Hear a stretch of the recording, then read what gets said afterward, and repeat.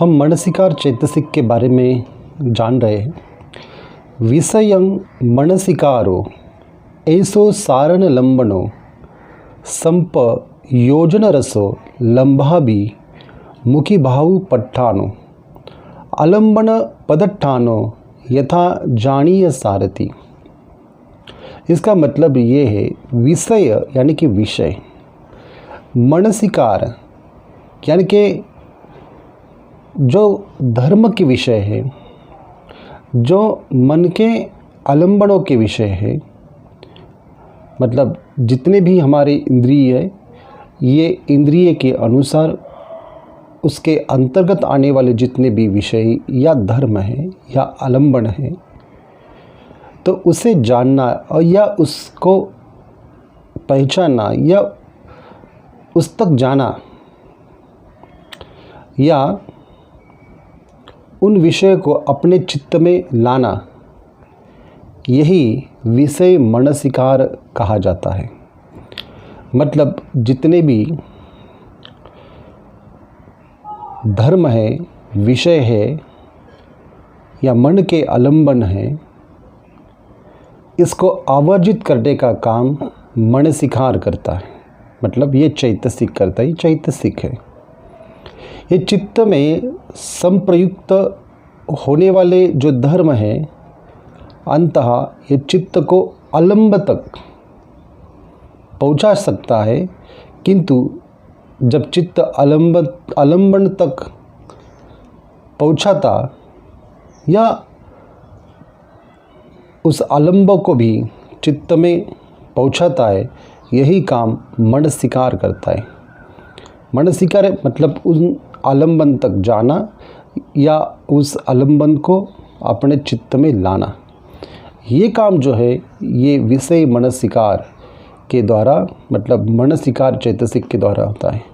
मनसिकार जो चित्त है, वही आभोग है, उससे ही इस चित्त के भोग का निर्माण होता है। दूसरे शब्द में अगर इसको समझा जाए तो ये जो आलंबन है, इन आलंबन में जो चित्त में अवधारणाएं आती है, जिसको लाया जाता है, चित्त में बहुत से विषय जो लाए जाते, उसको उपभोगने का काम जो करता है, वही मनसिकार है। मतलब वो लाने का काम मनसिकार है। और उसी तरह जो मन पूर्व से विसदृश होता है, मतलब पूर्व से ही उसमें कुछ न कुछ होता रहता है या मन उसमें कर देता है, वह भी मनसिकार ही कहलाता है। तो इसलिए इस मनसिकार चैतसिक को ठीक तरीके से जानना चाहिए। इसका जो लक्षण है, ऐसो सारण लक्षणों, मतलब यथा जानीय सारथी, ये संप्रयुक्त धर्मों को आलंबन की ओर रुजू करके या अभिमुख करके, जैसे सारथी उत्तम घोड़े को या घोड़ेस्वार उत्तम घोड़े को जिस मार्ग पर जाना है, उस मार्ग की ओर उसको मुँह करके रखता है, अभिमुख करता है, उसी प्रकार ये लक्षण जो इसका है, ये लक्षण संप्रयुक्त धर्मों को या उसकी आलंबन की ओर वो अभिमुख करता है या उस स्थान पर जाना, इसलिए तत्पर रहता है। संप्रयुक्त धर्मों को आलंबन में युक्त करना इसका कृत्य है। कि जो आलंबन है, जो मन में संप्रयुक्त धर्म उत्पन्न होते हैं, उनको उस आलंबन की ओर अभिमुख करना, यह उसका कृत्य है। ऐसे योगी के, साधक के ज्ञान से अवभाषित होता है या जाना जाता है। आलंबन ही मनसिकार है। जो आलंबन को जानने की प्रक्रिया है, वही मनसिकार है। और इसके कारण उसको आसन्न कारण, मतलब उस मनसिकार को आसन्न कारण भी बतलाते हैं। पहले कहा गया है कि उत्तम जाति के अश्व को जिस प्रकार सारथी गंतव्य स्थान की ओर रुजू करता है, उसी प्रकार मनसिकार भी संप्रयुक्त धर्मों की ओर, आलंबन की ओर रुजू करता है। मतलब उस आलंबन की ओर मनसिकार जो है वो रुजू करता है। मनसिकार के इसी स्वाभाविक बल के कारण संप्रयुक्त धर्म कभी भी बिना आलंबन के नहीं रह पाते। मतलब जिसमें कोई ऑब्जेक्ट नहीं, आलम्बन का मतलब ऑब्जेक्ट, सब्जेक्ट, जिसमें कोई विषय नहीं है, उस आलम्बन की ओर नहीं रह पाते। वह सर्वदा कोई ना कोई आलम्बन उसमें रहता ही है या अवश्य बना रहता है। इसी उपमा के सारथी को मनसिकार, आज्ञा नय को, अश्व को संपृक्त धर्म तथा गंतव्य स्थल को आलम्बन समझना चाहिए। साथ ही ये जो मनसिकार होते हैं 3 प्रकार के होते हैं। एक होता है विधि प्रतिपादक मनसिकार, जवन प्रतिपादक मनसिकार और आलम्बन प्रतिपादक मनसिकार। ये 3 प्रकार के मनसिकार होते हैं। इसमें जो विधि प्रतिपादक मनसिकार है, यह विधि जो चित्त मन में उत्पन्न होता है, इस विधि चित्त के बारे में हम यहाँ मतलब उसके बारे में हम बाद में बात करने वाले हैं। लेकिन समझने के लिए विधि चित्त की जो संतति है, इसके आलम्बन में उत्पन्न करने वाले जितने भी मनसिकार हैं, विधि प्रतिपादक मनसिकार हैं।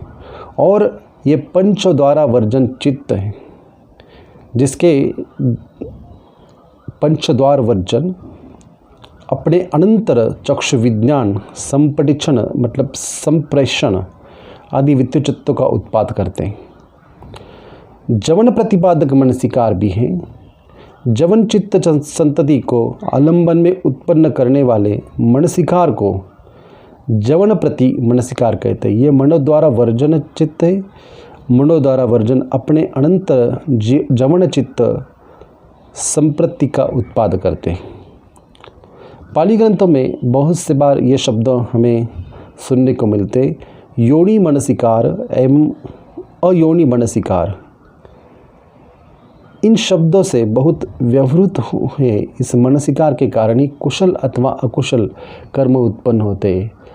पूर्व स्थिति भवंग चित्त संतति में विसदृश मन विधि चित्त संतति एवं जवन चित्त संतति के उत्पन्न करता है।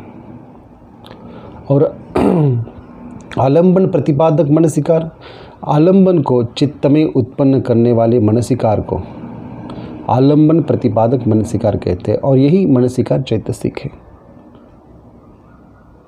सब चित्त धारणा नाम समान धारण एसंति साधारणा सब चित्तानंग साधारणा। सब चित्त साधारणा जिन चैतसिक को समान रूप से धारण है वे साधारण हैं।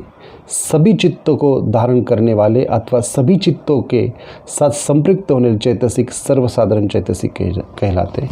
मतलब जितने भी हमने अभी तक जितने भी चैतसिक देखे वह सभी चैतसिक ये सर्वचित्त साधारण चैतसिक हैं।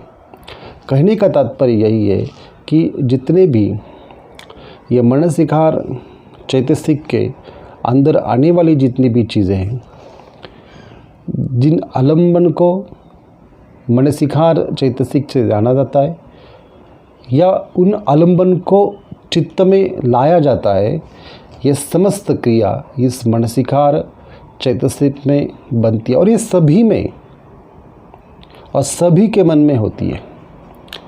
जो भी साधक है या योगी है ध्यान के बारे में, जिनने बहुत गहन अनुभव किया है, वही लोग इसको सही प्रकार से जान सकते हैं। लेकिन जिनको भी साधना करनी है और जिनको साधना में उतरना है, उनको इसको ठीक तरीके से जानना जरूरी है। क्योंकि विधि चित्त या जवन चित्त या साथ ही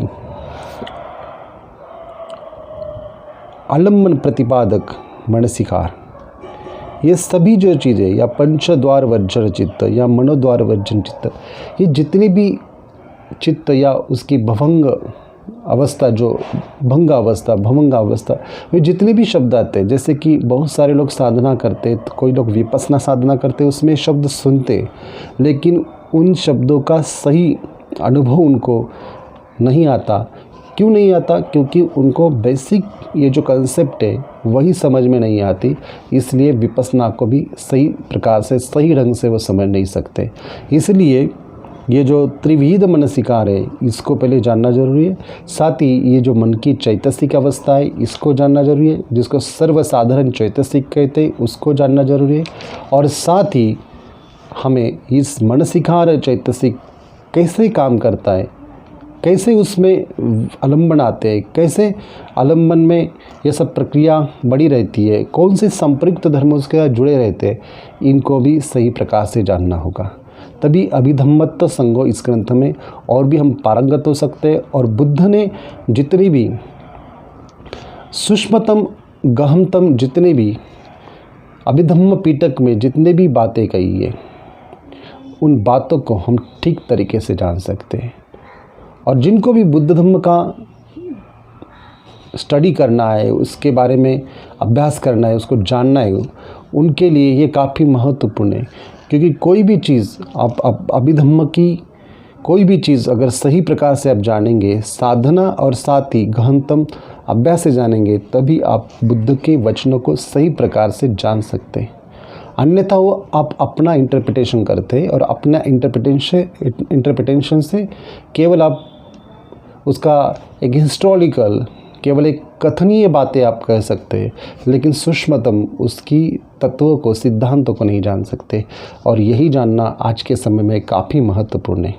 इसलिए इन सभी चीज़ों को ध्यानपूर्वक सुने, इसे पढ़ें और साधना के साथ इसको जानने का प्रयास करें। धन्यवाद।